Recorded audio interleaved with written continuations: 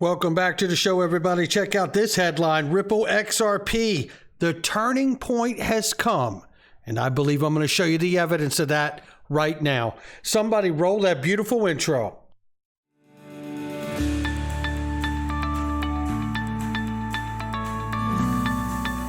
Digital Perspectives with Brad Kimes. Come on in.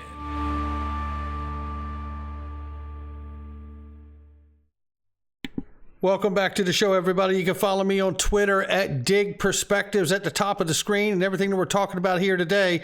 Give us a follow at all of these different places here. TikTok, YouTube, right here at the top, and Facebook as well for exclusive content. Good afternoon. It is July 21st, 2022. Right now, the market cap for crypto is $1,087,000,000,000. We're off by 3.7%. Is it the Gensler effect? I know he was on Squawk Box this morning. I haven't had a chance to heard what he said, but nevertheless, Bitcoin's still climbing up right now. $23,000, slightly above, $1,500 plus for Ethereum, and XRP still holding the number 7 spot right now at 35 cents with 10.5% on the 7-day. Let's look at the current 24-hour span. We're down 3% just over, and it's 35 cents on the bottom, 37 on the top. We're going to get into this evidence very quickly, but first I want to tell you about Link2, private investing made simple. If you're into private equity, if you are an accredited investor, or if you don't know if you are, go find out by signing up and registering. And if you are already a Link2 member, click this link right here to get the best deals that are offered right now, or the link underneath my videos or comment section. Make sure you click that link to get the best deals, and it is effective till midnight Pacific time tonight. They are lowering the investment minimum from $10,000 to $5,000 on Ripple, which I took advantage of. Yes, I just bought $5,000 worth of Ripple. There will be an argument inside of the Digital Perspectives household tonight with Mrs. Backup, I am sure. But that's what I did. And you can get a $5,000 minimum for Block Daemon as well.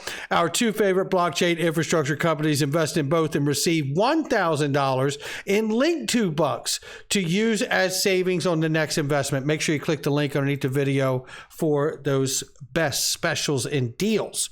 Right here, we see Ryan Selkis, who has not been a fan of XRP and has said many times over that XRP is a security, but he's come to the realization here lately that he now supports the Ripple case and supports Ripple, understanding the true implications for all of crypto. Now he's with us, our fair-weathered friend. Excuse the misspelling, my typing's not so good. Ryan Selkis also tells us that crypto versus SEC battle is about to pick up some serious steam tomorrow, which is today. Well, what does this guy know? Please let us into the secret dome, our fair-weathered friend. Tell us what is to come. Are we going to hear that Gary Gensler is suing an exchange today? Ron Hammond says, while stablecoins may be the most prominent issue at the moment, accounting standards for the digital assets is another policy issue gathering a lot of attention on the Hill. Here's a good letter, which I'm not going to read to you because I've already read it for you, to tell you that there is a clause that they want to withdraw, that the SEC is trying to sneak in there. And hiding a major change to the custody of digital assets is unacceptable. Basically, what I gather from it is Gary Gensler would like to get the banks to show your digital asset holdings on the bank's balance sheet, which means if they become insolvent or have liquidity issues, they can take your assets. Whereas if they're kept off the balance sheet, they are not recorded as the bank's assets, as it should be. Tell you, Warren Davis has really done some reclaiming for himself with a looming election. Vitalik Buterin discusses Ethereum's upcoming merge and surge at ETHCC in Paris, and he is going to be talking about the transition to proof of stake.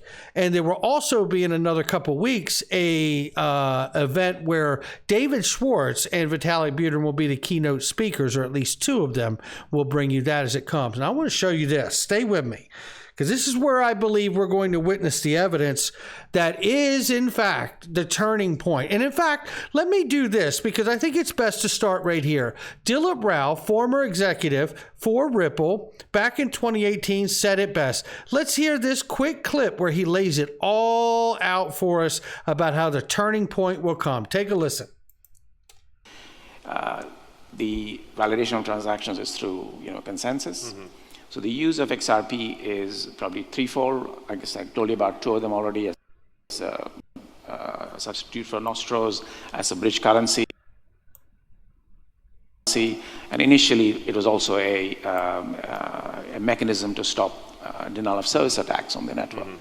So really, it was never designed for buying coffee. So our positioning for XRP is really as a wholesale digital asset.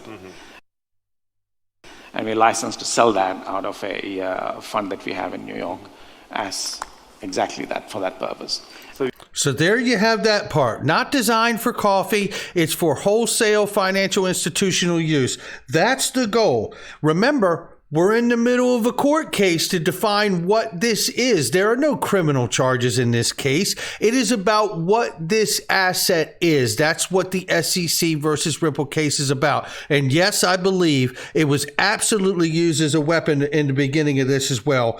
But let's understand this as we move to the next spot that I want to highlight very quickly here at this time marker. And then I'm going to take you to something that's very profound in just 1 second here. Take a listen to this. This is very important here. Now you go out and create a network, a community around it. So what Ripple has done is taken about 55 billion of the XRP that we have and put it into escrow. And the idea is, again, to provide stability of supply. So every month we have 1 billion Ripple, XRP available for us to do whatever we want with. If you don't use it, it goes to the back of the queue. It's all under a smart contract. And the idea is to say, we will dribble this out so that there is not an immediate, big overhang of XRP on the marketplace. But ultimately, all of that XRP will be owned by institutions that want to use it. Ultimately, it will be owned by the institutions that will use it. And whether they use it for Nostro replacement or they use it as a bridge currency. For Nostro replacement or a bridge currency. Or potentially for other use cases. So we are certainly beginning to now look at what are the other use cases you can have for this, given the high-performing network that we have. So it will take time, but as that is used to sort of create deeper markets, I think the utility of XRP will in fact grow, and that's kind of where we are headed with it. You're going to get to hear what Dilip Rao says right here about how he feels about holding on to his XRP. Take a listen here. That's when the two will converge. So from a use case point of view, we think we still have a solid platform, a solid base as to what is the problem being solved. Is it a big problem? And who is ultimately going to use XRP?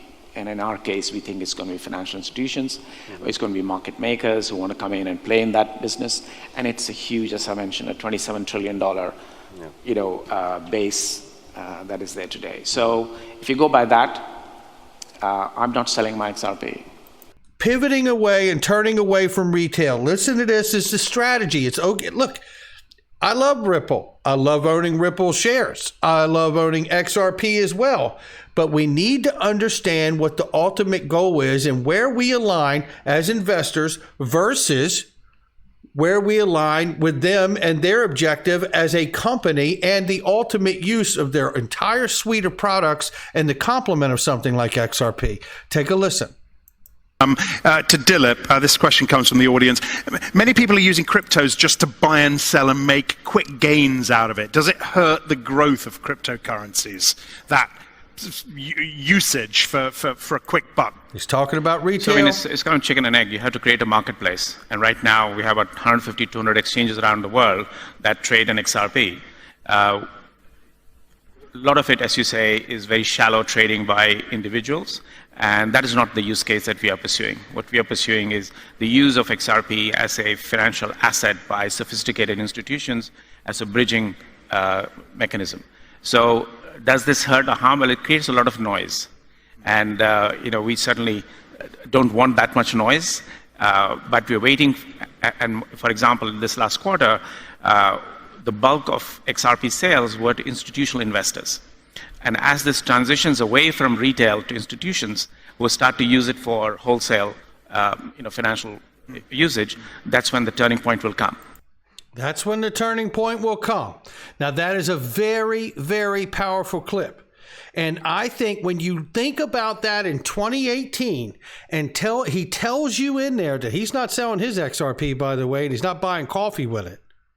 He also says in there that they have more institutional sales in 2018 than they did retail sales. So they're starting to wane off of the retail market and sales in 2018. Then you take what we have here just days ago when we're talking about whether it's the Digital Euro Association, Ripple joins the Cbdc Innovate Challenge. Enterprise and individual developers are invited to create Cbdc applications for reward bounties. Then we have the Faster Payments Council and Ripple have launched together a crypto in payments survey designed to gauge industry perspective on the use of blockchain and cryptocurrency in payments. Then we have BIS and Ripple shortlisted by the BIS for the G20 challenge for the Cbdc solution, as 90% of central banks are exploring and launching central bank digital currencies. This looks a lot to me like the turning point that he talked about in 2018 that is now upon us. And that turning point is to pivot away from retail. I love what Ripple's doing, and I've always believed that they have been very upfront and truthful about this fact. And I believe that fact is the moment we're living in today. And I think that's evidence of it. Then we factor in that Jed sold all of his XRP. I want to prove to you now, again, the end of 2018, Dilip Rao just told all of us that they were waning off the retail liquidity and feeding the retail market, and there was more institutional buying than anything else.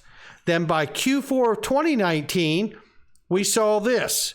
Ripple continued to pause programmatic sales. For those of you who don't know, that means they stopped selling to the crypto exchanges on the secondary market that are not participating in on-demand liquidity.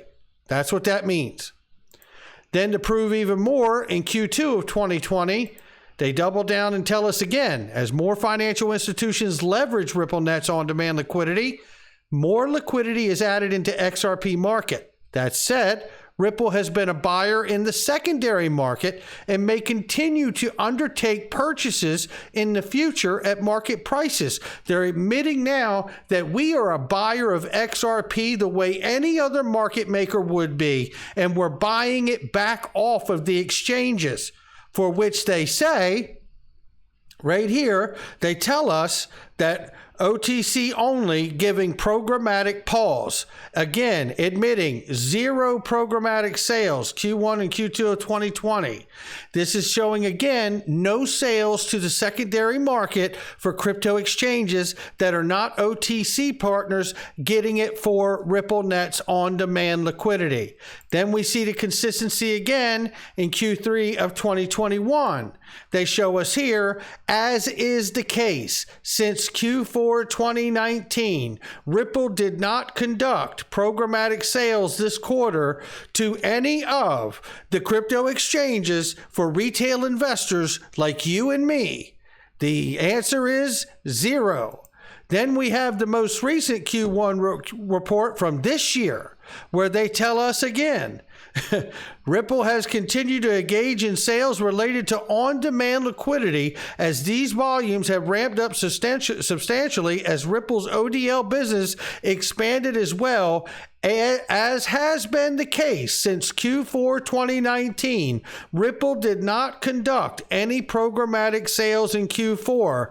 That this is telling us with consistency, Ripple has not sold one XRP to the secondary market since Q4 of 2019. That's what I'm learning here. So that means, where's the liquidity coming from when we all buy it from the exchanges that we buy XRP from, like Uphold? Well, the question really remains. Brad Garlinghouse commented just a few days ago, tacos anyone? Just kidding, the stand is closed. This acknowledged that Jed McCaleb's taco stand wallet of 9 billion XRP had finally come to an end. There are no more XRP in his wallet. The question remains now, was this where the secondary market had been getting their liquidity to provide XRP to all of us? Understand this. If you're not getting XRP from Ripple because they are the steward of that escrow, and you're not an ODL partner, then who in the hell have you been getting it from? Jed McCaleb just sold out. Tacos are gone. This really takes on a whole new meaning if tacos are in fact the XRP retail liquidity for non-ODL crypto exchanges. Question: did we just witness the last XRP pipeline for retail liquidity run out? And if so, what's the current liquid float available? And how long will it take for everyone to figure it out? That's where we're at on this day. And as Mark Phillips says right here, I can't wait for FSOC, the Financial Stability Oversight Council, to put a systemically important designation tag on Ripple. I said, I'm just going to leave this right here. You know that's right, Mark Phillips. And then I want to show you this. This is Dodd-Frank, where the FSOC committee came from. And who helped architect that? It was none other than Michael S. Barr, who was an architect of FSOC, helped create FSOC and the Dodd-Frank Act. And Michael S. Barr, former Treasury official, Ripple advisor 2015, and now just sworn in yesterday. I think it was. Yeah, yesterday. Yeah, it was 2 days ago. He was sworn in as the VP for the Federal Reserve Board of Governors. How about that? And going to point of what he's going to do while he's there, where he will have a say in how the traditional financial system interacts with cryptocurrencies, especially stable coins, the lifeblood of crypto transactions. Then Barr will have an influential voice in global standard setting organizations and at home on the U.S. Financial Stability Oversight Council. He's going to serve on the very committee and council that he helped to architect and create via the Dodd-Frank Act, which is considering how to approach stable coins. If that Council of Agency Chiefs formally declares the tokens as systemically important financial activity, the group can push member agencies such as Securities Exchange Commission to regulate them. Barr will also be arriving in the wake of the Terra USD implosion, which could lend some fuel to the government's efforts to put up guardrails. And I say to you, keep an eye out for USD Tether, by the way, too. Before I get out of here, in this time of uncertainty, I'm getting my crypto off of the exchanges. The majority of my crypto is on my Ledger Nano, and I've never felt better about it. You can also buy and sell crypto directly from your cold storage wallet because they have a platform for you to do that too. There's really great specials and deals for all of this, but you got to click the links underneath the video to get them. I'll catch all of you on the next one.